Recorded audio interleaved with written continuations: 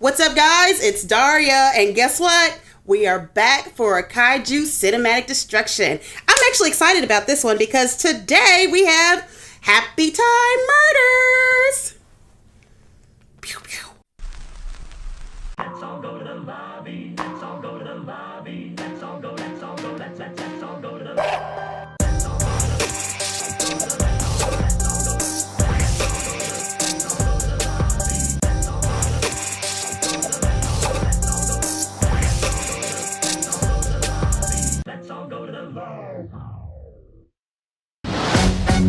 This pure ecstasy. I'm not doing this. Do it.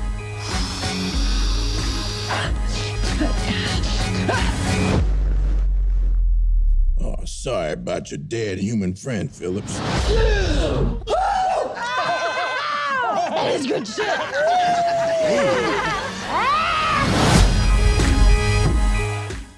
The Happytime Murders, directed by Brian Henson, Jim Henson's son, and his studio Henson Alternative, starring Melissa McCarthy, Elizabeth Banks, and Bill Barretta.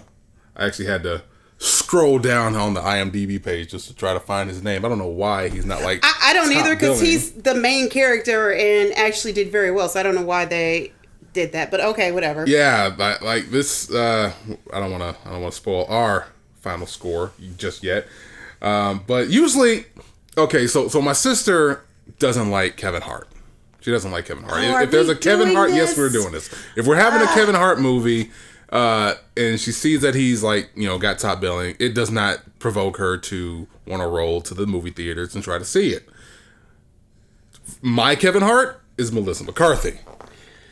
I don't know why. I'm not the biggest fan. It's one of those situations where, like, when I see she's in a movie and I know I'm supposed to laugh, I just can't find myself. And I'll laugh at some stupid shit. But for some reason, I just can't jibe with Melissa McCarthy. Usually, this movie, I think it broke me. I hope so, because broke I me. love Melissa McCarthy. I don't know why. It broke me. But anyway, the Happytime Murders takes place in a world where puppets and humans live side by side. But there is social strife. Of course. Now, Of course. under the wrong hands, the puppets are playing the role of the minority. Would not work.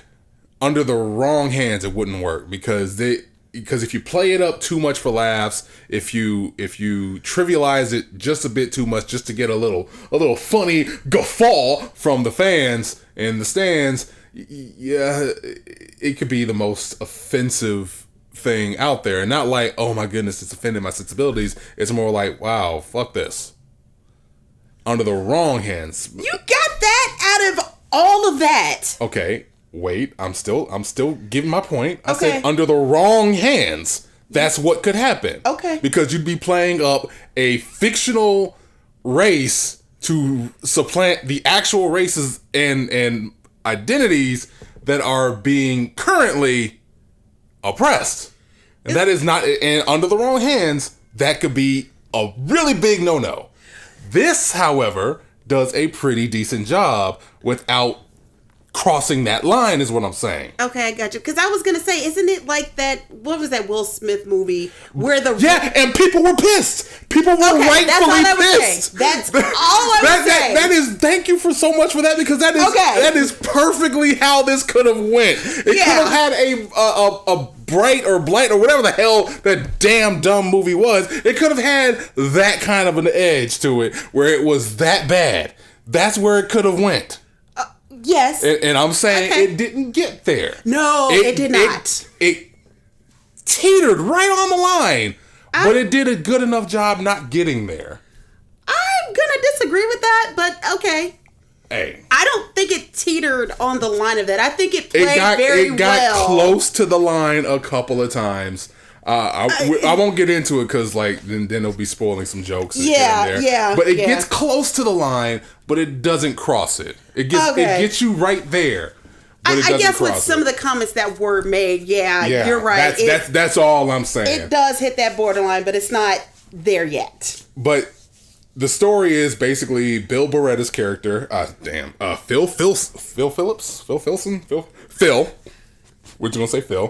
Former police detective on the force, one of the first puppets on the force, is now working as a PI, and he is working with his former partner, Melissa McCarthy's character, Detective Edwards, to solve the Happytime Murders. The Happytime Gang was a show that took place in the 90s, mid to late 90s, which is just your usual sitcom with puppets and one human character playing up everything for laughs, and now they're trying to get to syndication, and then all of a sudden, whoops, people are dying.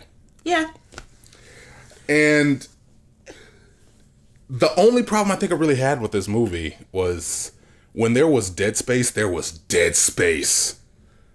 Like, if there wasn't a running joke, if there wasn't something that was trying to play it up for laughs with the slapstick or the sort of asshole-ish humor that was there, if it wasn't there to make you laugh, it was kind of just dead in a few spots.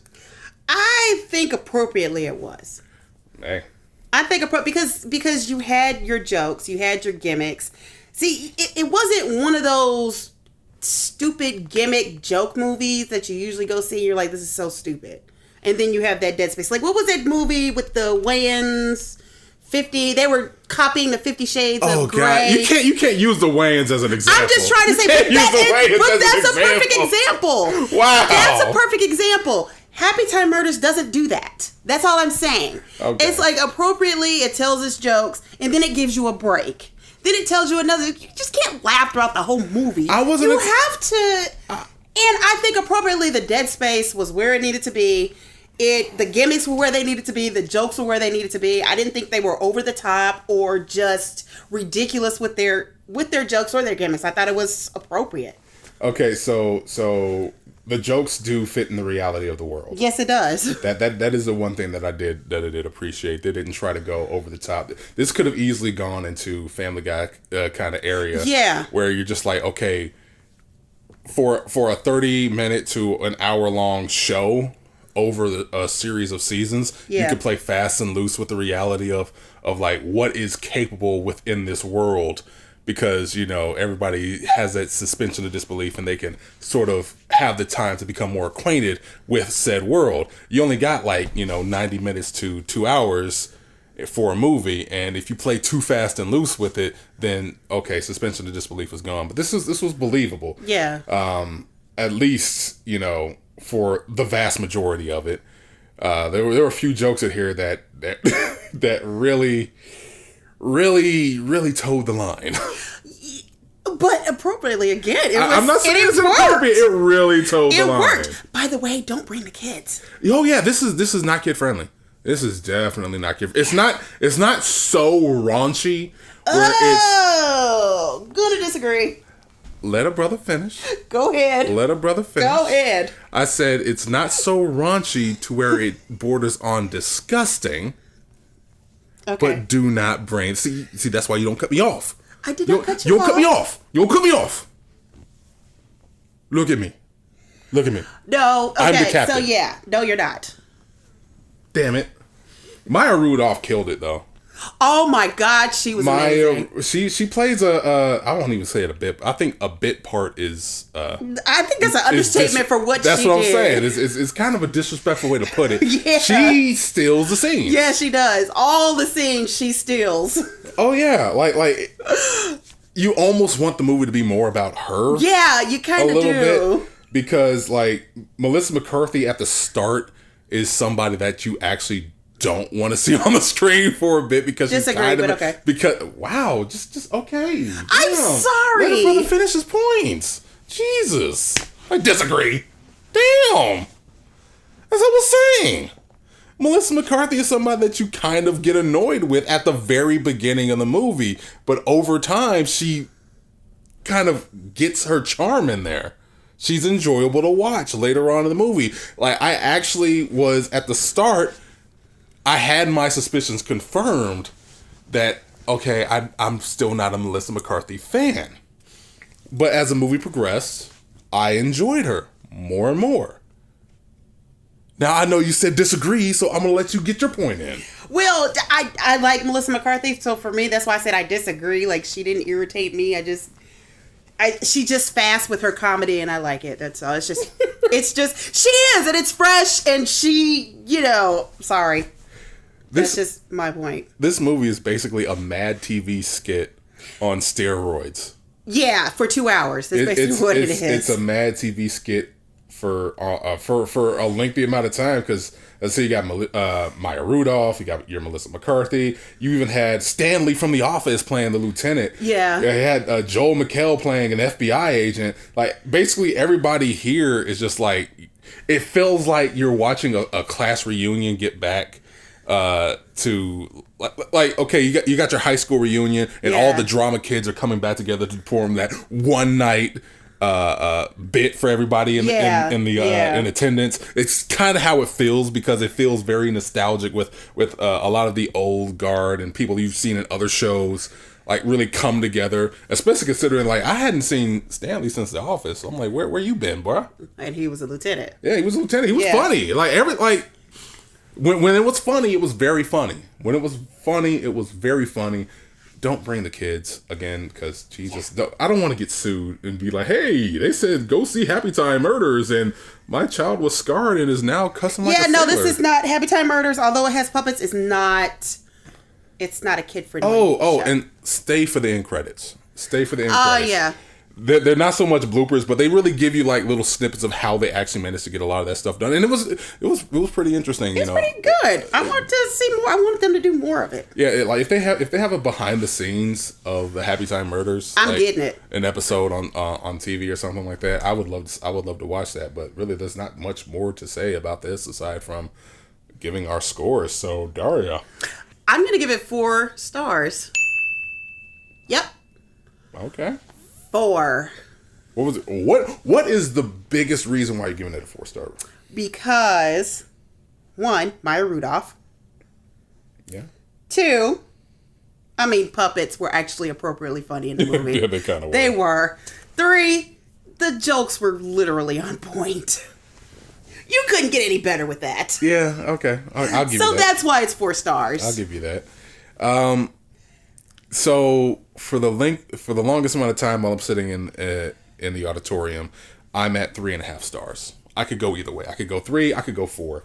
And like the dead space, because there was enough of it where it just felt like nothing was happening. Like for a movie about puppets, that when the jokes stopped running, it felt a little bit lifeless to me, a little bit flaccid, just a little bit. Okay. So that's what was keeping me toward the 3 side. But whenever the comedy kicked back up, whenever the sight gags kicked back up, it was pushing it right back to 4. Okay. You know what? I give it a 4. I give it a 4. Okay. I'll give it a 4. It works for me. I'll give it a 4 primarily because, and I might get lambasted for this because, it's kind of crude. It's kind of crude humor. It's crude humor, if you want to be honest. It's crude humor, but it was fun. And you know what? Here's the thing. Not everything you're going to see is going to be a Steven Spielberg production. Not everything you're going to see is going to have the most cultural relevancy. You're not going to get that with every single movie. Sometimes you want to go to a theater and just shut your brain off and just enjoy some puppets making, a bunch of sex jokes. And you're right. That is absolutely, you're right. Because you don't want to wake up every morning, flip on Twitter and see if somebody has started a world war with someone else because they didn't want to shake their hand or, give them a proper reach around. And that's our sense of diplomacy right now. Sometimes you just want to go to a movie theater, shut your head off, and just watch some stuff. And this movie is that for you. If you like some crude, not thinking, potty humor, go ahead, watch it. It's a 4-star for me. You got any final notes? Don't bring the kids. Don't bring the kids. Do not bring the kids.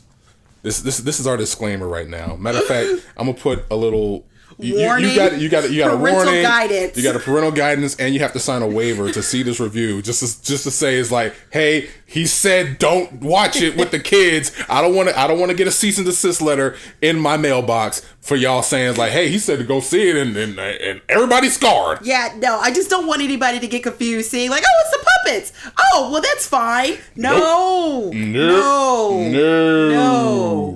no, it's not. Anyway, that's our time. We'll catch y'all later. Deuces. Bye.